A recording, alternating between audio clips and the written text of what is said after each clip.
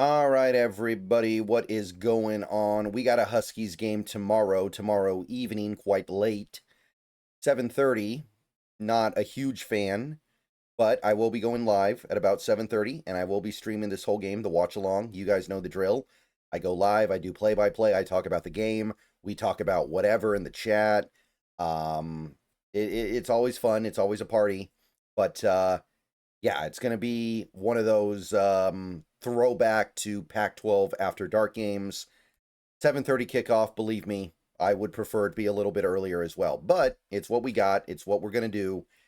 And the Huskies are taking on the UCLA Bruins on the road. The air is still not back in the balloon. There's nothing that's really going to put the air back in the balloon.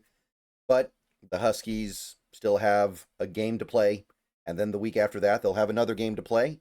And I'm going to see what they do because, I mean, I am still a fan. All right, guys, let's take a minute so I can tell you guys about Sleeper. I'll tell you a little secret as well. It's more than just a platform for fantasy leagues. This year, millions of users have enjoyed playing fantasy sports on Sleeper, but there's so much more to it. You have live stats, real-time updates of all stats. You have a news feed with lightning-fast updates on players and teams, and a real-time chat where you can engage with other users about plays, performances, games, all kinds of stuff during the sports season. So download Sleeper, experience it for yourself, and don't forget to use my promo code SBN to get up to a $100 match on your first deposit, and pair that with their new promo that will give you a free $20 entry, no deposit needed. So you can use both of those promos. Terms and conditions apply. See Sleeper's terms of use for details. Currently operational in over 25 states and going. So check out Sleeper today and use those promos. All right, so UCLA, they're pretty bad. They're pretty bad, right? They started 0-4. They fired their coach. I think it was Deshaun Foster. Tim Skipper did inject a little bit of life into them, and to their credit, they actually put a few good games together. They beat Penn State. Not that that's a great win at this point. They beat down Michigan State, and they beat Maryland. Maryland's not great, but I mean, they went toe-to-toe with Washington, so they're not terrible. But ever since then, they've kind of gone back to the old UCLA team. They got demolished by Indiana. They got demolished by Ohio State. So they're certainly not a good team. Even in the post Deshaun Foster era, they're not a good team. And this is another game that Washington should expect to handle with relative ease on their way to a showdown against the Ducks.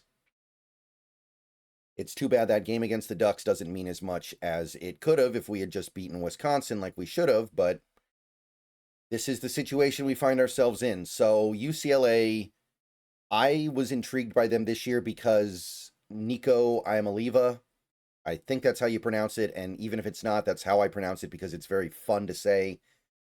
I was very intrigued by him, and he has completely fallen on his face this year. As a passer, he looks completely overwhelmed and completely unable to execute at even the most basic level of quarterback play. UCLA has had one of the worst passing attacks in the league this year. Their rushing attack has been a little bit better, mostly on the strength of Nico's dual threat ability. He can run. He's got almost 500 rushing yards this year. But everything I just said might be moot because I don't know if Nico is going to play in this game. I know Iamaleava missed the Ohio State game that the UCLA Bruins got blown out in, and I can't find anything on whether or not he's actually going to play for this game.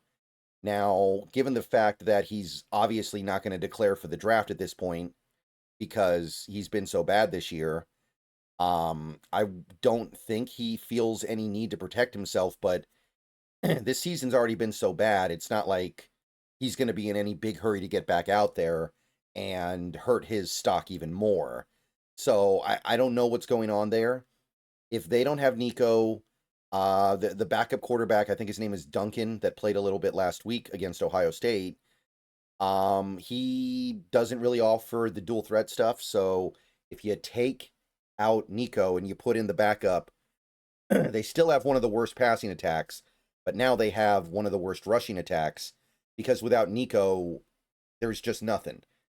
And either way, it's one of the worst offenses in the league. They can't score. They've had a lot of games this year where they put up like 6 points or 10 points, 7 points, whatever. So offensively, even with Nico out there, it's been really bad. Nico gives them a chance to at least be intriguing, but I don't think that his presence would radically change the outcome, even if it changes the way your defense has to play. So we've got that going on. And defensively, it shouldn't be any different than last week, really. Shouldn't be any different than any other week. It's not a good defense, and even if this Huskies team is missing some guys, and I'll say the same of Washington, what I just said of UCLA, I don't know if Coleman's going to play. I don't know if Boston's going to play. I can't find anything concrete there. But even if they don't have those guys, this is not a defense that should be a problem for Demond and Jed Fish this weekend. So yeah, I couldn't believe it. I actually looked this up. The UCLA Bruins defense has 7 sacks and 3 interceptions this season. They played 10 games. So they don't really move the ball, or excuse me, they don't really take the ball away. They don't make plays in the backfield. They don't really offer much of anything. They are just a defense that really doesn't offer anything except mild resistance, and you should be able to put up a lot of points on them. And again, Coleman's out, get it done. Boston's out, get it done.